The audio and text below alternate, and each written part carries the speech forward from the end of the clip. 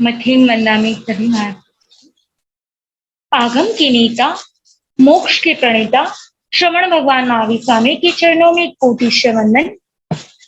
मेरी आस्था के सुमेरु शिखर, जन जन की आस्था के अमृत सिंधु, ऐसे परम पूज्य आचार्य भगवान एवं ऑनलाइन के माध्यम से हमारे ज्ञान वृद्धि कराने वाले, सतत प्रेरणा देने वाले ऐसे संग सेतु परम पूज्य उपाध्याय गुरुदेव के चरणों में वंदन अभिनंदन। ज्ञान की महासागर, ज्ञान की गंगोत्री में प्रवाहित करने वाले परम पूज्य उपाध्याय भगवान एवं आगम कक्षा में पधारे हुए समस्त जय श्रेष्ठ एवं बेस्ट चरित्रात्माओं के चरणों में वंदन अभिनंदन। आगम की कक्षा जब से प्रारंभ हुई है तब से अपने यहाँ निर्विघ्न रूप से तपस्या की लड़ी चल रही है।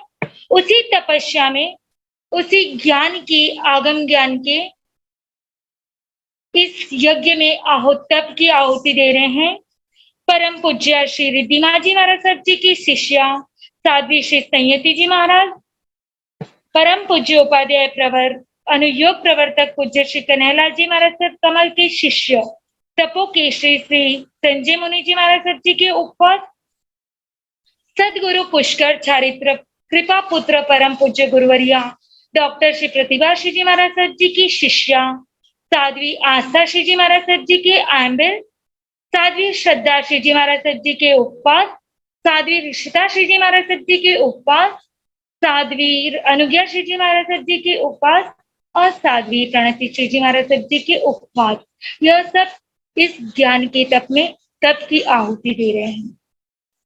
अब आगम वांचना में निरंतर वंदन नमन का लाभ लेते हैं। उसी श्रृंखला में आज आगम वांचना में गुरु वंदना का लाभ दक्षिण दीपिका जिन शासन ज्योति परम पूज्य गुरुवरिया प्रतिभा श्री जी महाराज साहब आदि थाना को मिला है, भिवंडी में विराजमान है।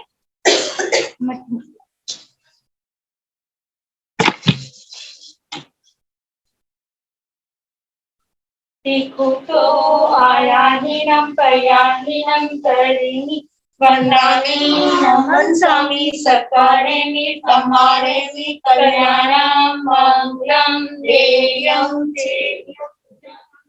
वंदामि। देखो तो आया हीनम प्रयाहीनम करेमी वंदामि नमन स्वामी सत्कारेमि समारेमि कल्याणम मंगलम देयम चेयम पदम वंदामि। देखो तो आया हीनम प्रयाहीनम करेमि वंदामि नमन स्वामी सत्कारेमि समारेमि कल्याणम मंगलम देयम चेयम वज्रासामि मथिन वंदामि। मथिन वंदामि गुरुदेव, अब आपसे से निवेदन है कि आप हमें आगम ज्ञान का रसास्वादन कर हमें कृतार्थ करें। मथिन वंदामि गुरुदेव, कृपा करें।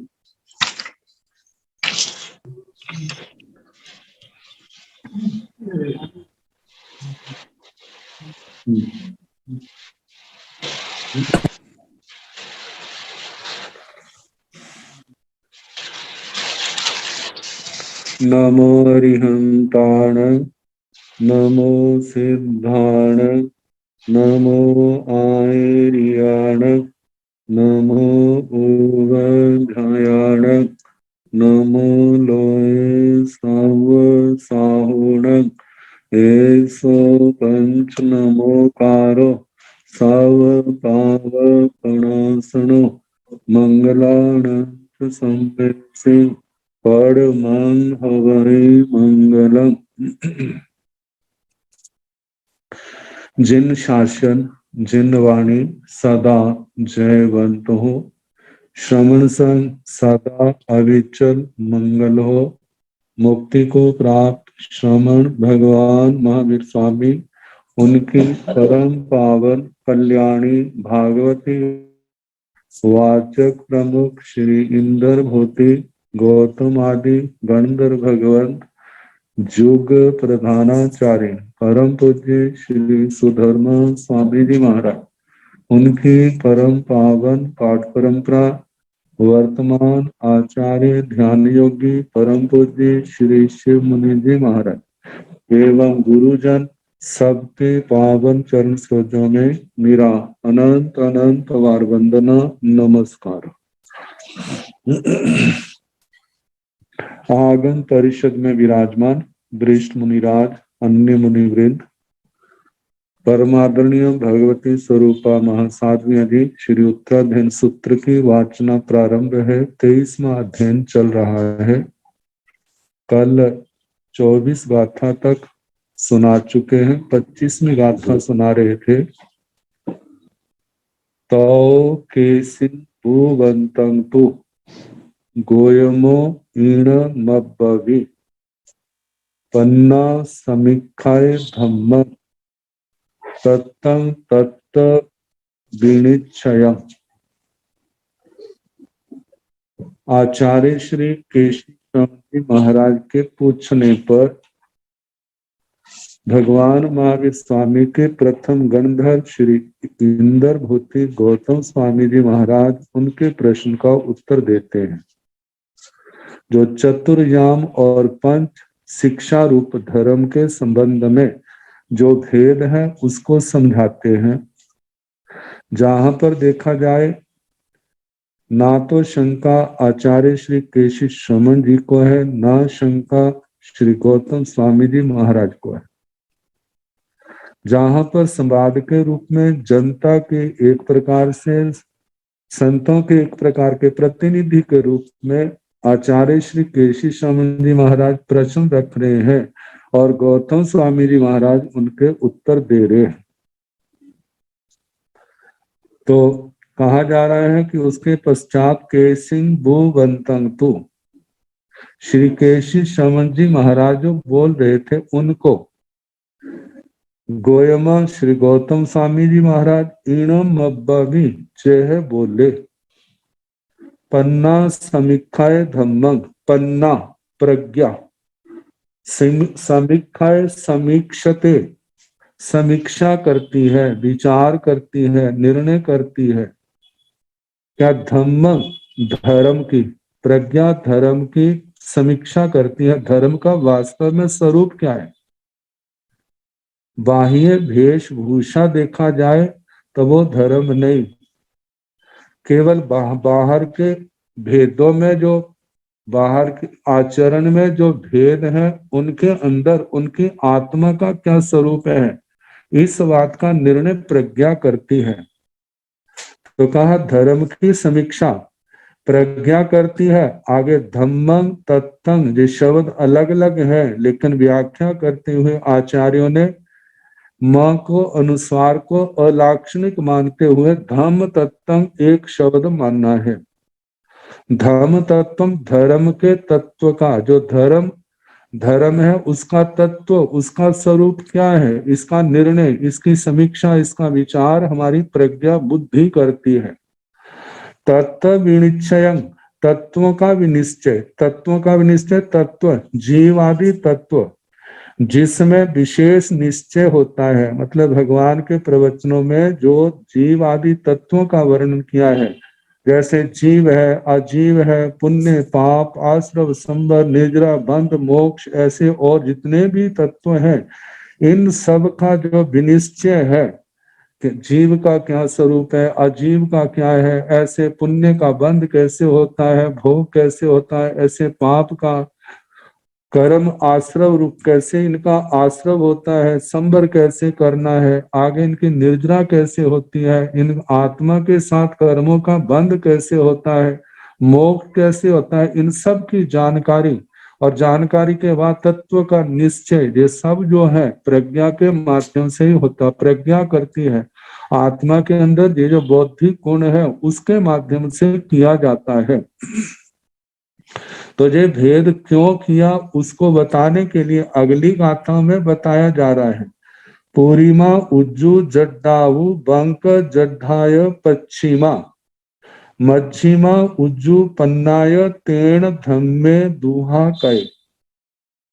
कहा जाता है जो व्यक्ति जिनका दिमाग इतना उर्वरा विकसित नहीं, सूक्ष्म प्रज्ञा के धनी नहीं, ऐसे व्यक्तियों को समझाने के लिए विस्तार व्यास शैली का सहारा आलंबन लिया जाता है। और दूसरे व्यक्ति जो दिमाग तो ठीक है, जा जड़ है, लेकिन उनके अंदर बक्करता है, वे व्यक्ति जो है जानते हुए भी अनजान बन जाते हैं। आने वाले समय में अपनी कमजोरियों को छिपाने के लिए सिद्धांतों के साथ खिलवाड़ करने लग जाते हैं।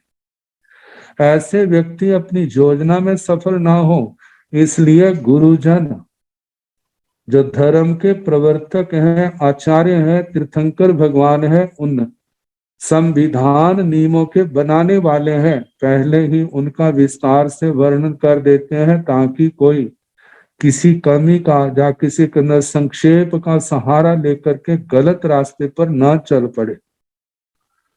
तो जहां पर बताया जा रहा है कि जो धर्म देशना है जनता के लिए है, जनता में सारे ही जड़ हो ऐसा नहीं, सारे ही सरल हो प्रज्ञावान हो ऐसा नहीं, प्राय करके बहुलता जिनकी होती है उनका वर्णन किया जाता है। तो कहा कि जितने हमारे 24 तीर्थंकर भगवान हैं, इनके शासनों को 3 हिस्सों में बांट लिया जाता है। पहले तीर्थंकर भगवान, अंतिम चरम तीर्थंकर भगवान और बीच के 22 तीर्थंकर भगवान। इनके शासन में, इनके समय में होने वाली जनता ज्यादा करके कैसी है? तो कहा जा रहा है कि पूर्णिमा उज्जू जड्डा प्रथम तीर्थंकर के समय के लोग जो हैं वो कैसे हैं? रिजु और जड़ मंद मती होते हैं। रिजु हृदय में किसी प्रकार का कपट नहीं है, हृदय में सरलता है, रिजुता है। लेकिन जड़, जड़ शब्द जो है ज्यादा करके तिखा और रुखा है, अच्छा नहीं लगता। लेकिन इस बात को समझाने के लिए और शब्द भी तो नहीं, तो जहां पर कहा है कि जड़ा, जड़ा का मतलब मंद मति वाले, जिनका बुद्धि बल जो है कम है। सारे ही ऐसे होते हो ऐसा नहीं है, लेकिन प्राय करके बहुलता ऐसे लोगों की है। लोग तो सरल हैं लेकिन किसी बात को समझने में जोर लगता है, आसानी से एकदम समझते नहीं, समझ नहीं आता। पहले तीर्थंकर भगवान जब उनके शासन में होने वाले लोगों की ऐसी संख्या ज्यादा है। आगे बंक जड्ढाय पश्चिमा, जो पश्चिम अंतिम तीर्थंकर के समय के जो लोग हैं उनमें ज्यादा करके कैसे हैं? बक्कर और जड़।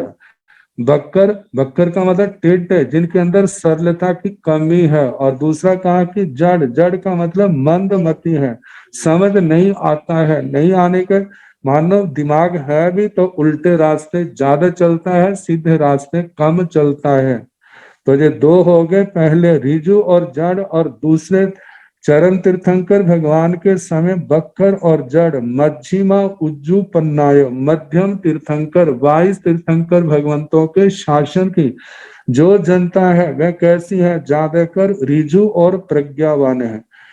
रिजु और प्रज्ञ मतलब सरल भी है और प्रज्ञावान, बुद्धि तीक्ष्ण है, ग्रहण शक्ति है, धारणा शक्ति है, एकदम समझ जाते हैं। तो व्याख्याकारों ने तो सीधा साधु साध्वियों को कहा है। देखा जाए तो साधु साध्वी भी तो जनता में से आएंगे। तो जनता कैसी है? जनता अच्छे लोग भी हैं, बुरे लोग भी हैं, सब प्रकार के होते हैं। उनमें से ही साधु साध्वियां आते हैं और उन्हीं को लेकर के जहां पर तीर्थंकर भगवंतों ने जो है अपने नियम उपनियम संक्षेप विस्तार उनको लेकर के करते हैं।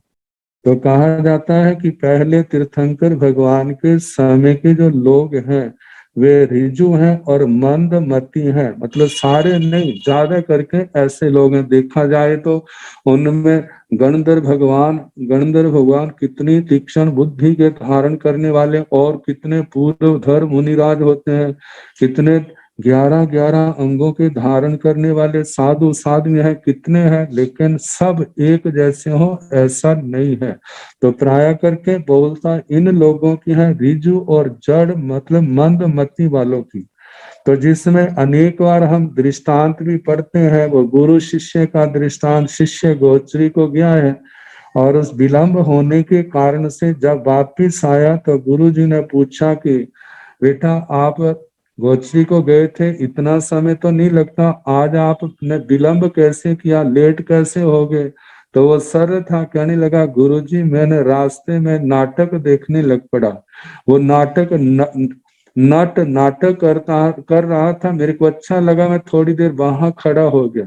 अब गुरुजी ने कहा कि बेटा साधु को ऐसे देख करके नटों के ऐसे नाटक नहीं देखने, क्योंकि ऐसा करने से स्वाध्याय आदि में, ध्यान में, धर्म क्रियाओं में अंतराय आता है, विघ्न पड़ता है। अच्छा गुरुजी, एकदम उस बात को स्वीकार कर लिया, लेकिन दूसरे दिन जब विलंब होने पर आए हैं तो पूछा बेटा आज लेट क्यों हुए?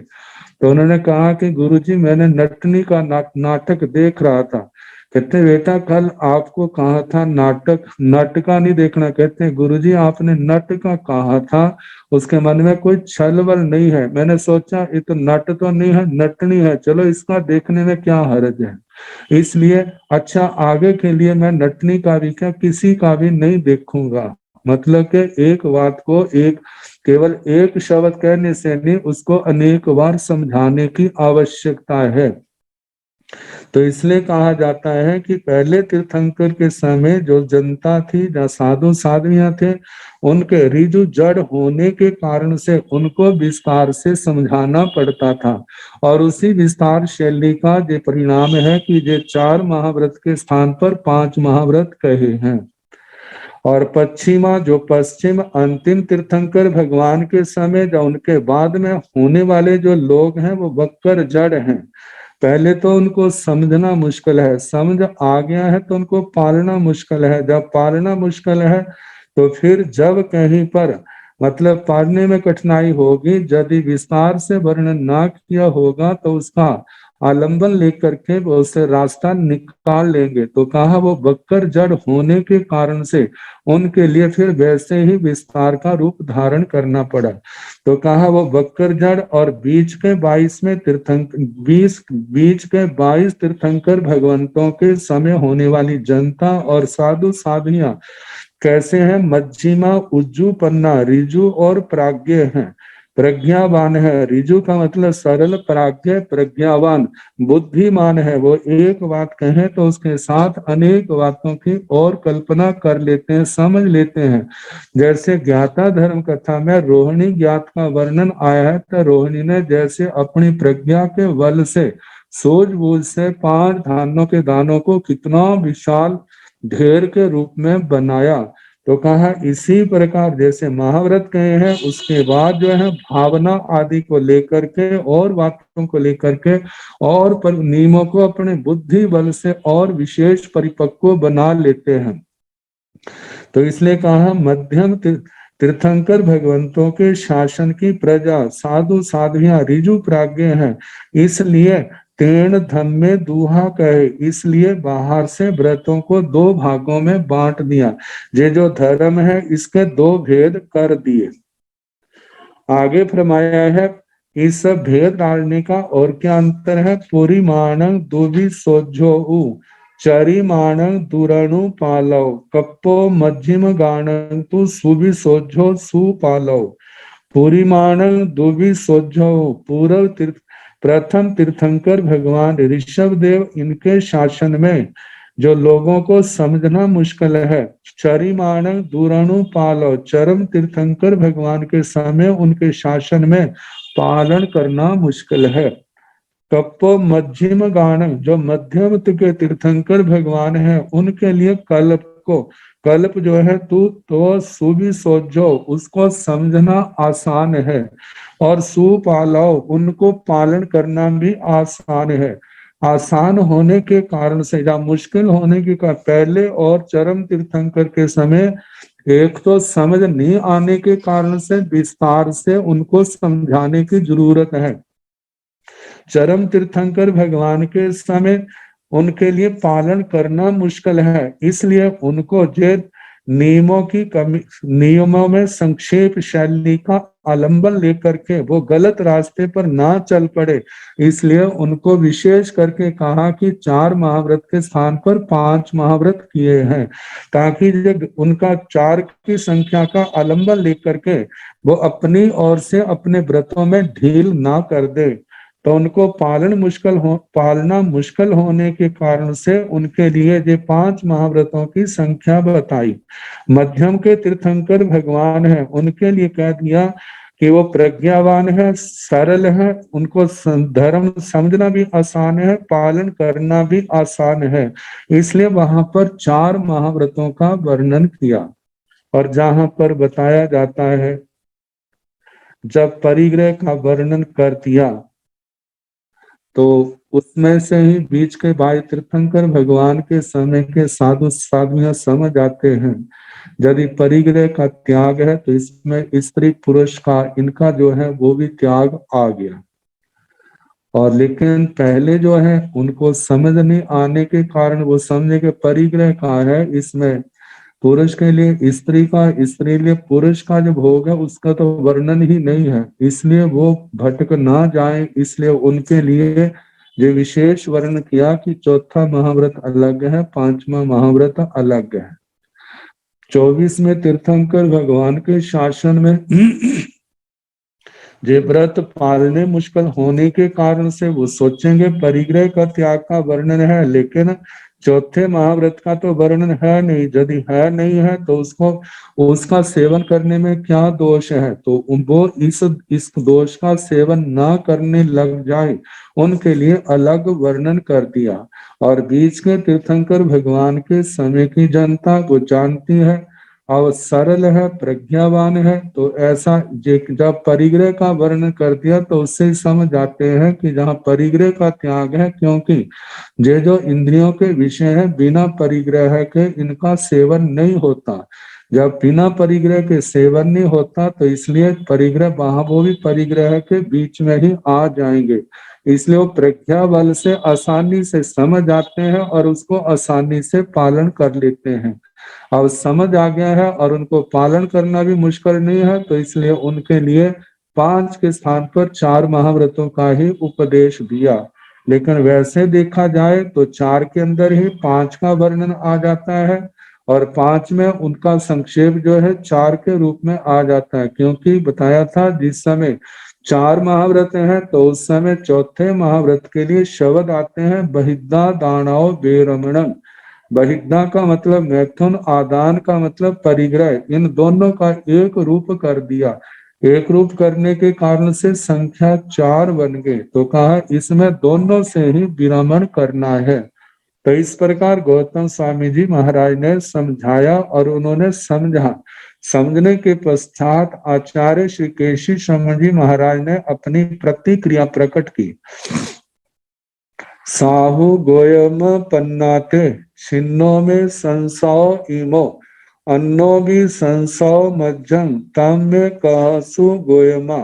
गोयम हे गौतम साहु पन्नाते, ते आप श्री जी की प्रज्ञा बड़ी साधु उत्तम श्रेष्ठ है।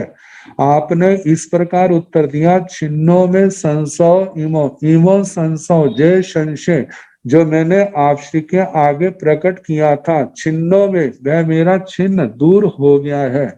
देखा जाए कि मेरा ही नहीं जितनी सुनने वाले हैं इन सब का दूर हो गया। लेकिन अन्नो भी संसव मज्जम तम में कहसु गोयमा, लेकिन मेरे को अन्नो भी अन्य भी संसव संशय है, मज्जम मेरे को और भी संशय संदेह है, शंका है, जिज्ञासा है।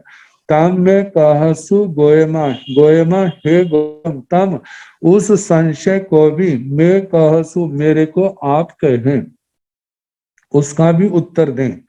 तो उन्होंने दूसरा प्रश्न रखा, अचेल गोय जो धम्मो जो इमो संतर उत्तरो देशियो बद्ध माणेण पासे नय महाजसा। अचेल गोय जो धम्मो, अचेलक जो धर्म है, जिस अचेलक अल्प वस्त्र रखना, अल्प वस्त्र या बिना वस्त्र के भी है, जिसमें हमारे आ जाता है जिन कल्प स्थविर कल्प स्थविर, जिन कल्प में तो बहुत ही अल्प अल्प उपकरण है, लेकिन स्थविर कल्प में मर्यादा है, तो कहा जाता है चाहे कम है लेकिन कम कीमत के होने के कारण से उनको अचेलक में ही लिया गया है। तो कहा कि ये जो अचेलक धर्म है और जो इमो संतर उत्तरो और जो शांत्रोत्तर जो वर्णादि से विशिष्ट एवं बहुमूल्य वस्त्र वाला धर्म है, देशियो बद्ध माणेण पाषेणय महाजसा, जो अचेलक धर्म है जय भगवान वर्धमान स्वामी के द्वारा देशित है, प्रतिपादित कथित है। और पाषेणय महाजसा शांत्रोत्तर जो धर्म है जो महायशस्वी भगवान पार्श्वनाथ जी महाराज के द्वारा प्रतिपादित है, वर्णित है। एग कज्ज पवन्नाणं विशेषे किन्नो कारणं लिंगे दुविहे मेहावि कहम विप चौ नाते। कहा एग कज्ज पवन्नाणं, एक ही कार्य को जिन्होंने स्वीकार किया, जिनका एक ही कार्य है, क्या है? मुक्ति, कर्मों के बंधनों से मुक्त होना, इस संसार सागर को पार करना। जब दोनों महापुरुषों का भगवंतों का एक ही कारण है, एक ही मार्ग है, तो इसमें वेशभूषा में परिवर्तन करने का क्या कारण है? ये जो विशेषता आई, एक तो केवल एक ही वर्ण के वस्त्र पहन लेते ग्रहण करते हैं और एक पांचों वर्णों में से किसी भी वर्ण के वस्त्र ग्रहण कर सकते हैं। तो कहा जाता है एक के लिए जो है कम कीमत के ही वस्त्र रखने हैं और दूसरे जो है और कम कीमत के साथ साथ अधिक कीमत के भी रख सकते हैं। तो कहा ये जो भेद संबंधी अंतर आया है, इसके पीछे क्या कारण है? लिंगे दुविहे मेहाबी, मेहाबी हे मेधाबिन, हे बुद्धिमान। ये भेष दो प्रकार का कहा है, इसको देख करके कहूं विप चौ नते, आपको विप्रत्यय, विप्रत्यय मतलब ये शंका क्यों नहीं होती, आपको संदेह क्यों नहीं होता, जबकि हमारे को मतलब ये जनता को हो रहा है।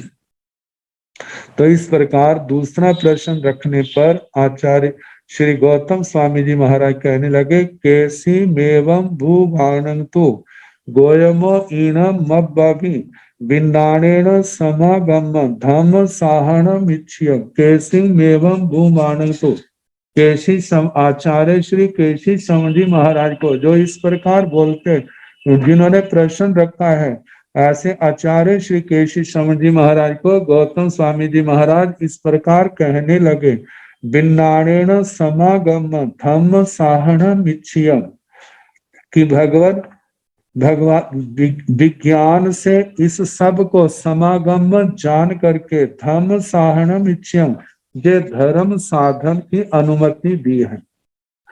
मतलब धर्म के साधन भेष चिन्ह आदि उपकरणों को इनको विज्ञान से जान करके ही उन्होंने इनके प्रयोग की अनुमति दी है।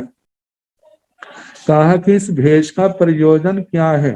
पच्चयत्थं च लोगस नाना बिह विगप्पण जतत्थं गहनत्थं च लोग लिंग पवेण। कहा जाता है कि नाना बिह विगप्पण, नाना प्रकार के, नाना बिह नाना प्रकार के विगप्पण, ये उपकरणों का विकल्पन विधान लोगों की प्रतीति के लिए है। लोगस लोगों की, पच्चे अर्थम उनके प्रत्यार्थ मतलब प्रतीति विश्वास जानकारी के लिए है कि ये संत हैं। जतथं गहन अर्थं च लोग लिंग पोयण, लोग लोक में लिंग पोयण, ये भेष का जो प्रयोजन है ये दो कारण के हैं। एक है जतथं संयम यात्रा के निर्वाह के लिए, साधु कहीं गोचरी को जाता है, देखने वाले देख लेते हैं ये संयमी है, ये साधु है, अब इनको इनकी जरूरत है, कैसे है? तो कहा संयम यात्रा के निर्वाह के लिए जे भेष का वर्णन किया है, पहली बात। दूसरी बात गहन अर्थं च, मैं साधु हूं, जथा प्रसंग इस प्रकार के बोध रहने के लिए चित्त वृत्तियां, चित्त चंचल होने के कारण से किसी के पास भेष नहीं है तो मन में आएगा, मानो असाधुता का भाव आज आ गया है, तो आने पर सोचेगा मैंने मेरे पास कौन सा ऐसी कोई वेशभूषा है, लोगों को क्या पता है ये साधु साधु है और साधु है। साधु का भेष ना होने के कारण से, चित्त वृत्तियों के चंचल होने के कारण से वो कभी भी क्या हो सकता है, अपने धर्म से पतित हो सकता है। अब जैसे जिस व्यक्ति ने सब लोगों के सामने जे नियम लिया है, आज मेरा उपवास है, तो उसको ये होगा मैंने उपवास करना ही है। मानो किसी ने अपने मन में सोचा उपवास करना है, लेकिन किसी से लिया नहीं है। दोपहर को भूख लगने के कारण से मन फिसल गया है। अब वो सोचता है मैंने कौन सा नियम लिया है, किसी को क्या पता है मैंने उपवास किया है, तो वो किसी भी समय उस व्रत को खोल सकता है।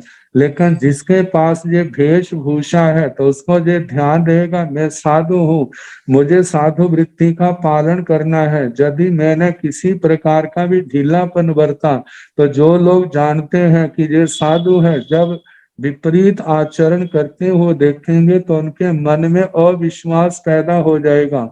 उनकी श्रद्धा में किसी प्रकार का, उनकी श्रद्धा में किसी प्रकार की कोई कमी ना आए, इसलिए मेरे को अपने संयम का, अपने धर्म का पूर्ण ध्यान रखना है। तो कहा जाता है इसलिए गहन अर्थन, मतलब कि मैं साधु हूँ, इस बात को इस बात को स्थिर रखने के लिए भेष का प्रयोजन है। और दूसरी बात जहाँ पर गहनत्थन का कहा जाता है कि जिसने ज्ञान आदि ग्रहण करना है, जैन धर्म से संबंधित ग्रहण करना है, और उसने सुना है यदि जे ज्ञान ग्रहण करना है, सीखना है, तो ऐसे जैन साधुओं के पास ही आपको जाना होगा। तो पहचान के लिए उसको कैसे पता चलेगा जे जैन साधु है, तो उनके प्रतीति के लिए भी इस भेष का प्रयोजन है। जिसने जो ग्रहण करना है, प्रत्येक संप्रदाय का एक निश्चित भेष होता है।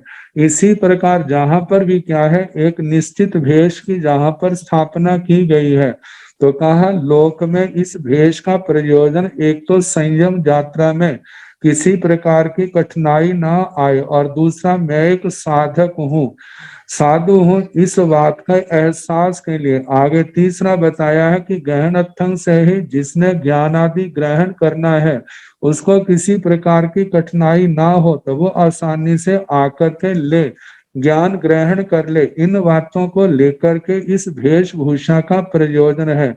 और यदि वास्तव में देखा जाए आत्मा के कल्याण की बात है, तो भेष तो केवल परिचय मात्र के लिए है, लेकिन आत्म कल्याण के लिए है, उनमें किसी प्रकार का मतभेद नहीं है। अह भवे परिणाम मोक्ष सभुव साहणे नाणं च दंसनं चेव चरितं च चेव निश्चय। निश्चय का मतलब निश्चय दृष्टि से तो अह भवे परिणाम, दोनों ही तीर्थंकर भगवंतों की मोक्ष सब भूव साहणे, मोक्ष के सदभूत साधनों में जो है, उनमें जो उनकी प्रतिज्ञा है, उनमें किसी प्रकार का अंतर नहीं है। जहां पर मोक्ष सब भूव साहणे, इस प्रति में तो जे पाठ है, लेकिन कई प्रतियों में साहना है, कई प्रतियों में साहनो है, तो इसमें अंतर नहीं पड़ता। लेकिन जे है कि मोक्ष के सदभूत के जो मोक्ष प्राप्ति के जो साधन है, कहा उनकी प्रतिज्ञा में, दोनों की तीर्थंकर भगवंतों की प्रतिज्ञा में कोई अंतर नहीं है। वो प्रतिज्ञा क्या है, इसके साधन क्या है, तो कहा है कि नाणं च दंसनं चेव चरितं चेव निश्चय, ज्ञान दर्शन और चारित्र जो निश्चय में क्या है, मोक्ष के साधन है। जो और विस्तार से कहा जाता है, जैसे सम्यक ज्ञान, सम्यक दर्शन, सम्यक चरित्र, और साथ में सम्यक तप कहा जाता है, पावन समिति, तीन गुप्ती कहा जाता है, 10 यति धर्म कहा जाता है, और आगे 5 महाव्रत, 4 महाव्रत, केवल संख्या में भेद है लेकिन भावों में कोई भेद नहीं है। रात्रि भोजन का त्याग है। इन व्रतों में तो दोनों तीर्थंकर भगवंतों की एक जैसी प्रतिज्ञा है, इसमें कोई भी उनमें भेद नहीं है, क्योंकि सब तीर्थंकर भगवंतों का एक जे मत है कि आश्रम द्वारों को रोकना होगा, आश्रम द्वारों को जान करके संबर के द्वारा उनको रोकना होगा, नए कर्म बंध को रोकना है, और तपस्या के द्वारा पूर्वबद्ध कर्मों की निर्जरा करनी है। जब नए आने वाले कर्म रुक जाएंगे, पूर्व के बद्ध जो कर्म है तपस्या के द्वारा निर्जना के माध्यम से वो टूट जाएंगे तो आत्मा का मोक्ष होने में विलंब नहीं लगेगा। देखा जाए तो तीर्थंकर भगवंतों की इस प्रतिज्ञा में कहीं पर भी कोई मतभेद नहीं है। केवल वेशभूषा के जो कारण है, तो देखा जाए मोक्ष के जो कारण है वो भेष नहीं, वे तो केवल परिचय आदि के लिए है। लेकिन आत्म कल्याण के लिए, आत्म शुद्धि के लिए तो ज्ञान दर्शन चारित्र तप का ही वर्णन आता है। ये सभी जैसा कहा है, इसलिए जहां पर शंका का कोई स्थान नहीं है। इस प्रकार श्री गौतम प्रथम गणधर श्री गौतम स्वामी जी महाराज ने फरमाया। जब उन्होंने जो उत्तर दिया तो आचार्य श्री केशी श्रमण जी महाराज पुनः उनके प्रश्न उनका धन्यवाद करते हुए आगे प्रश्न रखते हैं। जैसे कहा कि ये तो जो दो प्रश्न थे, ये तो ऐसे थे जन सामान्य में या संतों में जो शंकाएं थी उनको लेकर के किए गया और उनका समाधान हुआ। अब अध्यात्म लाभ के लिए उन्होंने और आगे प्रश्न रखे ताकि जनता को धर्म का लाभ हो, ज्ञान की प्राप्ति हो, उनका अंधेरा दूर हो। अनेक प्रकार की शंकाएं समय समय पर पैदा होती रहती हैं, उनका समाधान हो। तो उन बातों को लेकर के अग्रिम प्रश्न जो है आगे उठाए जाते हैं। साहु गोयम पन्नाते छिन्नो में संसव इमो अन्नो भी संसव मज्जम ताम्य कहसु गोयमा। साहु गोयम पन्नाते, हे गौतम आपकी प्रज्ञा बड़ी साधु श्रेष्ठ है। छिन्नों में संशय इमो, जय संदेह भी मेरा नष्ट हो गया, दूर हो गया। अन्नो भी संशय मज्जम, मेरे को और भी संशय है। तम्य कहसु गोयमा, हे गौतम उसको भी आप कहें, उसका भी उत्तर दें। अणिगाणं सहसाणं मध्य चिट्ठसी गोयमा तेय ते आहि गच्छन्ति कहं ते निज्जिया तुम्हें।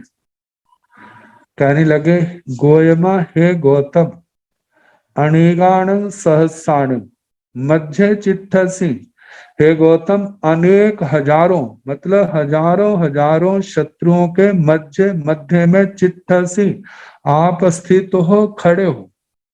हजारों शत्रुओं के मध्य में आप खड़े हो। तेय ते अहि गच्छन्ति, वे जो है आपकी ओर, आपको जीतने के लिए आपकी ओर बढ़ रहे हैं। कहते निज्जिया तुम्हें, फिर भी आपने उन शत्रुओं को कैसे जीत लिया। कहम किस प्रकार थे वे शत्रु निज्जिया तुम्हें आपके द्वारा जीतते गए। हजारों शत्रुओं के मध्य में आप खड़े हैं, वे आपको जीतना चाहते हैं, लेकिन आपने उनको कैसे जीत लिया। अब इसका उत्तर देते हुए आज प्रथम गणधर भगवान महावीर स्वामी के श्री इंद्रभूति गौतम स्वामी जी महाराज कहने लगे, एगे जिये जिया पंच, पंच जिये जिया 10, 10 हाहु जीणी ताड़ं सब सत्तु जीणा मह।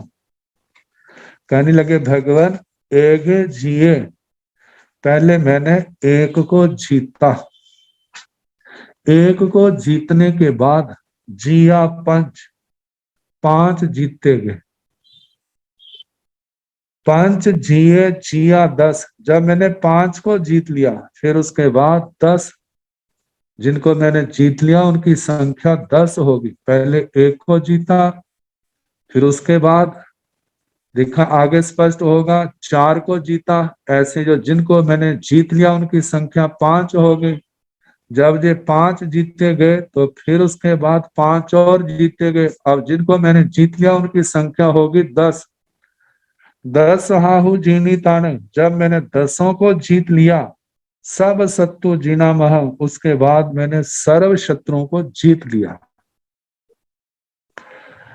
अब आचार्य श्री केशी श्याम जी महाराज तो समझ गए, लेकिन सामान्य जनता को जो समझ नहीं आया उनके लिए प्रश्न क्या किया है, कौन से शत्रु हैं, किन शत्रुओं के मध्य में खड़े हैं, ये प्रश्न आ गया। और कैसे जीते, 1 4 5 ऐसे तो कर दिया उन्होंने, लेकिन कैसे हुआ जो उनकी समझ में नहीं आया, उन्हीं को समझाने के लिए आचार्य श्री केशी स्वामी जी महाराज पुनः प्रश्न रखने लगे। सत्तुय ई के बुत्ता बुत्ते कैसी गोयम मब्बी तो केसिंग बुवंतंग तु गोयमो ईणम मब्बी। सत्तुय ई के बुत्ते कहते शत्रु इति, मतलब ये शत्रु के बुत्ते कौन से कहे, जिन शत्रुओं को आपने जीता है वास्तव में वो शत्रु कौन है। कैसी गोयम मब्बी, आचार्य श्री केशी स्वामी जी महाराज गौतम स्वामी जी को कहने लगे। उन्होंने कहा तो केसिंग भूवंतंग तू, तो तदनंतर केसिंग भूवंतंग तू, जब केशी स्वामी जी महाराज ऐसा पूछ रहे थे वो शत्रु कौन है, गोयमो ईणम मब्बी, गौतम स्वामी जी महाराज ऐसा कहने लगे। उन्होंने ये कहा एगप्पा अजिय सत्तु कसाया इंदियाणीय ते जीणितु जहा नायम विहरामि अहम मुनि। मुनि हे मुनिवर, हे भगवन, एक गप्पा अजिय सत्तु, पहला शत्रु कौन है, सत्तु शत्रु, एक गप्पा एक आत्मा, एक मन, आत्मा भी कहा जाता है, शाब्दिक अर्थ देखा जाए तो केवल आत्मा है, लेकिन आगे हम देखें तो मन के लिए आ जाता है। अजिए, जो मन नहीं जीता, जो मन आत्मा के बस में नहीं है, जहाँ आत्मा जिसकी अपने बस में नहीं है, ये पहला शत्रु है, जिसको कहा जाता है जो अजित, अजिए अजित, जो नहीं जीता है, मतलब जो मन आत्मा अपने बस में नहीं है, अपने अनुशासन में नहीं है, भगवान के अनुशासन में नहीं है, गुरुओं के अनुशासन में नहीं है, वो आत्मा अपना पहला शत्रु है। और जिसकी आत्मा अपने बस में नहीं है तो इसका मतलब उसके आगे 4 कषाय, क्रोध, मान, माया, लोभ, ये भी क्या है उसके बस में नहीं होंगे। जब वो बस में नहीं है तो शत्रुओं की संख्या 5 होगी। जब कषाय बस में नहीं है तो आगे आता है इंद्रियां, इंद्रियां बस में कहां से होंगी, तो ये भी क्या है, जब इंद्रियां बस में नहीं है तो वो भी आत्मा के शत्रु हैं। तो कहा एक अप्पा अजिय सत्तु, एक अजित जिसको नहीं जीता वह आत्मा, वह मन अपना क्या है, शत्रु है। आगे क साया, उसके आगे 4 कषाय, क्रोध, मान, माया, लोभ, जे आत्मा के शत्रु हैं। आगे कहा इंद्रियाणीय, जो इंद्रियां अपने बस में नहीं है, अजितेंद्रिय है जो, कहा जे 5 इंद्रियां उसके आगे शत्रु हैं। कहा जब ये सारे जिसके शत्रु हैं वो अपनी आत्मा का उद्धार कैसे कर सकता है, वो शत्रुओं से घिरा हुआ है। ते जीणितु जहा नायक, जहा नायक जथा न्याय, नीति पूर्वक शास्त्रीय विधि से जैसा भगवान ने मेरे को बताया, मैंने भगवान महावीर स्वामी से पूछा, उन्होंने मेरे को बताया, और उनके उपदेश का अवलंबन लेकर के मैंने पहले मन को, आत्मा को जीता। जैसे प्रथम अध्ययन में आया है, अप्पा चेव दम्य अब्बो, अप्पा हो खलु दूधम्मो, अप्पा दंतो सुही हो असिंग लोय परथय। वहां पर भी आत्मा से, आत्मा, मन, इंद्रियां, इनके संबंध में कहा इनका दमन करना चाहिए, लेकिन ये दुर्दमनीय है, इनका जो दमन कर लेता है वह इस लोक में भी सुखी होता है, परलोक में भी सुखी होता है। तो कहा कि ऐसे मैंने जथा न्याय पूर्वक ते जीनितु, इनको जीत करके विहरामि अह मुनि, हे मुनिवर मैं विचरण करता हूँ, मैंने सब शत्रुओं को जीता। जैसे कहा था एक जिये जिया 5, एक को जीतने पर 5 जीते गए। जब मैंने अपनी आत्मा को, अपने मन को जीत लिया, उसके साथ ही मेरे 4 कषाय मेरे अधीन में हो गए। ऐसे जो जिनको जीता गया है उनकी संख्या 5 होगी। जब ये 5 जीते गए तो 5 इंद्रियां भी मेरे अधीन हो गई। जहां जहां मुझे आवश्यकता है जहां जहां पर इनका प्रयोग मेरे आत्मा के लिए लाभकारी है वहां पर इनका प्रयोग करता हूँ। जहां पर इनका प्रयोग आत्मा के लिए लाभकारी नहीं है वहां से इनको रोक देता हूँ। तो इस प्रकार जैसे ये चार कषाय जीते गए और उसके साथ ये पांच इंद्रियां भी जीती गई। जब ये मन कषाय और इंद्रियां इनको जीत लिया है, इनको जीतने के बाद जितने दूसरे शत्रु हैं वो सारे के सारे क्या हो गए, जीत लिए। क्योंकि मूल जैसे सेनापति है, प्रमुख है, कमांडर है, इन सबको जीत लिया है। अब साधारण जो है शत्रु वो मेरा कुछ भी बिगाड़ नहीं सकते।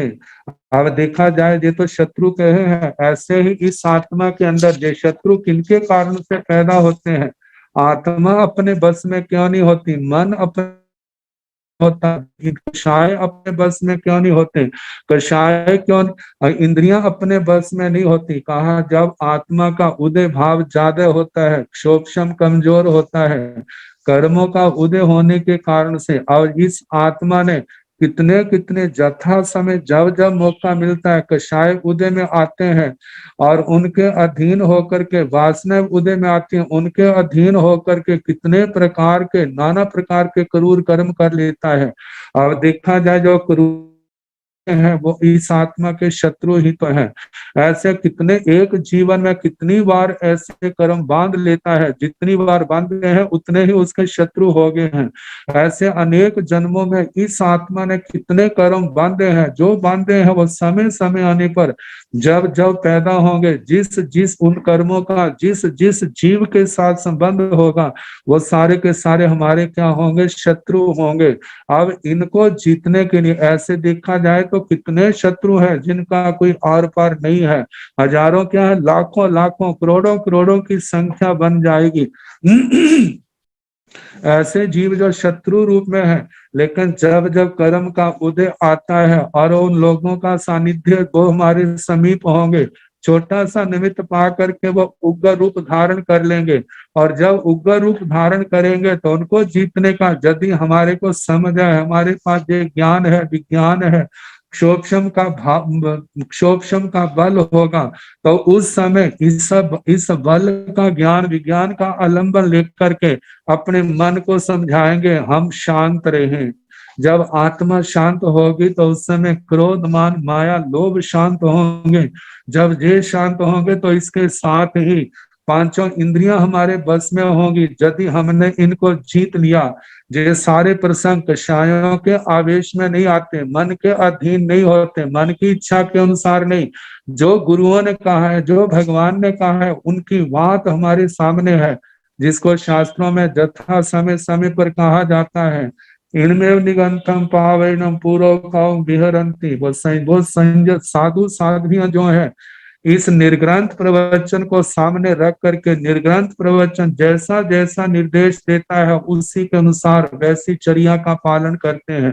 उनके अनुसार पालन करने के कारण से अब उनका मन भी अपने वश में है, कषायों को उदय में नहीं आने देते हैं, और इंद्रियां अपने बस में होने के कारण से मानव विपरीत परिस्थितियां आती हैं तो उनको शांति से सहन कर लेते हैं। आत्मा के ऊपर उदय भाव जोर डालता है, लेकिन उसको शांत करने में कि जब इस आवेश के अंदर आए तो मेरा कर्मों का बंधन होगा, इस व्यक्ति का क्या दोष है, इसके साथ मैंने बैर बांधा है तो इसने अपना रूप दिखाना ही है। भला हो भगवान का, गुरुओं का, जिन्होंने हमारे को जो सन्मार्ग दिखाया है, इस मार्ग पर चलने से हम क्या है, पूर्व के कर्म को तो हम भोगेंगे, समता के द्वारा तपस्या के द्वारा उनको काटेंगे। इस व्यक्ति का कोई दोष नहीं है, क्योंकि इस वातावरण के जनक हम ही हैं। क्योंकि पूर्व में हमने ऐसी परिस्थितियां बांधी हैं, जितनी शांति रखेंगे इस शांति का प्रभाव होगा, वो शांत होने लग जाएगा। हमारे कर्म कटेंगे, जितने कर्म कटेंगे उतना व्यक्ति अपनी भी शांति बढ़ेगी और उसकी भी शांति बढ़ जाएगी। और जिस समय कर्म का बंध कट समाप्त हो जाएगा, वो व्यक्ति अपने आप शांत हो जाएगा। जैसे भगवान महावीर स्वामी का चरित्र हम पढ़ते हैं, जिस समय संगम के माध्यम से जो भोगने वाले कर्म थे समाप्त हो गए हैं, संगम भी शांत हो गया है। और शांत होने के बाद वो क्षमा याचना मांग करके अपने लोक में गया। ये बात लग है कि उसने जो कर्म बंधे हैं अज्ञानता के कारण से, उसी प्रभाव के कारण से उसको देवलोक से निष्कासित कर दिया है। लेकिन भगवान ने तो अपनी समता के द्वारा, इसी मार्ग के द्वारा अपने मन को वश में किया, चार कषायों को वश में किया है, इंद्रियां वश में है, इसलिए उन्होंने नए कर्मों का बंधन नहीं किया है। मानो अन्य साधक है, कभी आवेश आदि आ जाता है, कर्म का बंध हो जाता है, तो बाद में अपनी अनिंदना आलोचना के द्वारा, प्रायश्चित के द्वारा उस कर्म, बंधे हुए कर्म को जड़ों से उखाड़ देते हैं और उस हिसाब किताब से मुक्त हो जाते हैं। तो ऐसे एक व्यक्ति का समाप्त हुआ, ऐसे कितने लोग आते हैं। जब जब भी ऐसी विपरीत परिस्थितियां आए, तो उस समय यही रास्ता है कि हम शांति से उसका सामना करें। जितना शांति रखेंगे, अपने आप को स्वाध्याय में, धर्म ध्यान में लगाए रखेंगे, दिया वृत्ति में लगाए रखेंगे, निर्जना के साधनों में, संयम के अंदर अपने आप को रखेंगे, तो ये कर्म शत्रु आएंगे और पराजित होकर के शांत हो जाएंगे। जब ये शांत होंगे तो गौतम स्वामी जी महाराज प्रमाणे इसी नीति के द्वारा मैंने इन हजारों हजारों शत्रुओं को क्या कर लिया है, जीत लिया है। अब मेरे को किसी प्रकार से परेशान नहीं करते। अब इसके आगे जब इस प्रश्न का उत्तर दिया है, वैसे व्याख्याकारों ने अलग अलग प्रकार से और भी कहा है कि कैसे हजारों की संख्या बनती है। जैसे कहा जाता है, मूल में तो क्रोध, मान, माया, लोभ, ये चार कषाय हैं और 24 दंडक तो है। एक औघिक दंडक लिया है। औघिक दंडक का मतलब जीव मात्र की प्ररूपणा, के जीव के अंदर कितने कषाय हैं, जो चारों कषाय पाए जाते हैं। फिर ये तो एक औघिक आ गया। आगे 24 दंडकों में नारकियों में कितने कषाय पाए जाते हैं, भवनपतियों में, असुर कुमारों में, नाग कुमारों में, ऐसे विमानिक देवों में कितने कषाय पाए जाते हैं, ये चारों पाए जाते हैं। तो एक एक के अंदर चार चार कषाय होने के कारण से तो 25 के 100 विकल्प बन जाता है, 100 भेद हो जाते हैं। आगे एक एक कषाय के चार चार भेद फिर हो जाते हैं। जैसे अनंतानुबंधी के कषाय हैं और अप्रत्याख्यानी के हैं, प्रत्याख्याना वर्ण के हैं, संज्वलन के हैं। ऐसे चार चार भेद होने के कारण से 100 भेद हुआ था, वो 400 की संख्या पर पहुंच जाता है। और तो कहा जाता है कि ऐसे चार कषाय 25 दंडकों को लेकर के 100 भेद हुआ। फिर आगे अनंतानुबंधी, अप्रत्याख्यानी, अप्रत्याख्यानावर्ण, संज्वलन को लेकर के चार चार भेद करके 400 हो गया। अब इसके आगे अभोग निवर्ती, अनाभोग निवर्तित, उपशांत जो उदय में नहीं आए हैं, अनुपशांत जो उदय में आए हुए हैं, ऐसे चार करके चारों कषायों की 16 संख्या हो जाती है और 25 से गुणा करें तो 400 फिर हो जाते हैं। फिर आगे फरमाया कि आत्म प्रदिष्टि, अपने निमित्त से कब कषाय उग्र होते हैं, कभी दूसरे के कारण से, कभी दोनों के कारण से। जब उदय भाव अत्यंत प्रबल होते हैं तो बिना निमित्त के भी क्या है, किसी बात को लेकर के वो क्या हो जाते हैं, कषाय उग्र हो जाते हैं। ऐसे चार भेद, चार कषायों को इनसे गुणा करने पर 16 हो जाते हैं और 25 दंडकों को लेकर के इनके 400 भेद हो जाते हैं।